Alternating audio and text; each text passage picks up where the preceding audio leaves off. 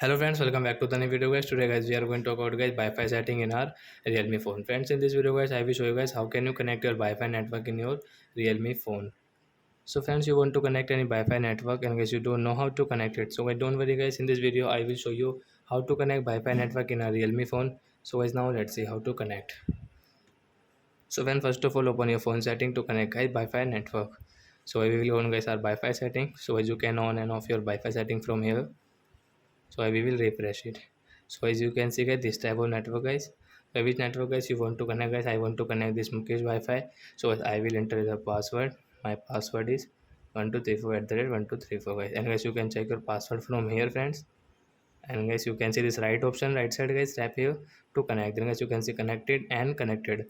So Wi-Fi network has connected, and guys now we can use Wi-Fi network while operating YouTube, Instagram, Snapchat app guys, WhatsApp, Chrome, Google, like that app, Play Store guys you can use it. And guys you don't have guys your mobile data, so as you can connect Wi-Fi network, and guys you can use, means guys you can operate your phone. So I hope friends you have understood how to connect Wi-Fi network in our Realme phone. So that's it guys, thanks for watching the video, bye.